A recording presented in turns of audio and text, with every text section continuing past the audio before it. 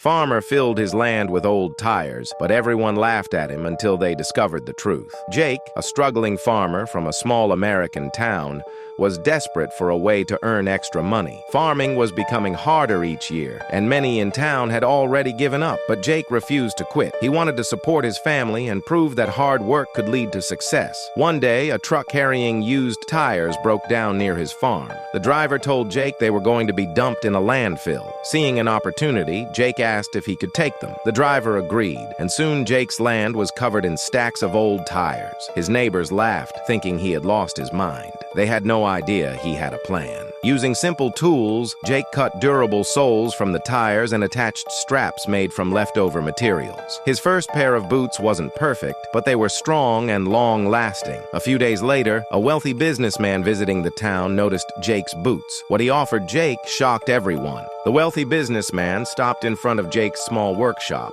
watching him carefully shape another pair of boots. He picked up one of the finished pairs, turning it over in his hands. The soles were thick and sturdy, made from recycled tires. The straps were tough but flexible. He was impressed. "How many of these can you make in a week?" he asked. Jake hesitated. He had never thought about large-scale production. "I make about 10 pairs by myself," he admitted. The businessman smiled and introduced himself as Mr. Reynolds, the owner of a popular outdoor gear company. He told Jake that his company had been searching for sustainable, durable footwear, and his recycled tire boots were exactly what they needed.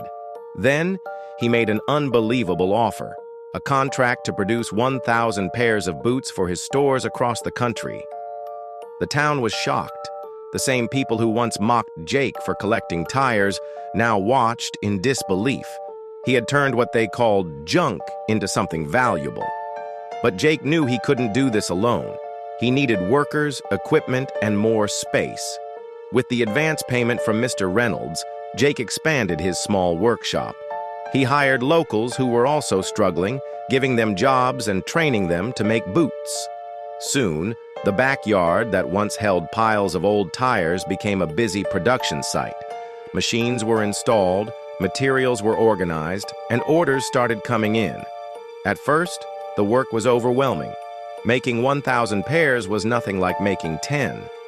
But Jake didn't give up. He worked day and night, improving his designs and making sure every pair was strong and comfortable. His workers became skilled, and soon they could produce hundreds of boots each week. Months later, Jake's boots were being sold nationwide. His simple idea had grown into a successful business, and his small town became known for sustainable products. Other businesses even started looking for ways to recycle and reuse materials, inspired by Jake's success. Jake, once laughed at for collecting trash, had now built an empire from old tires.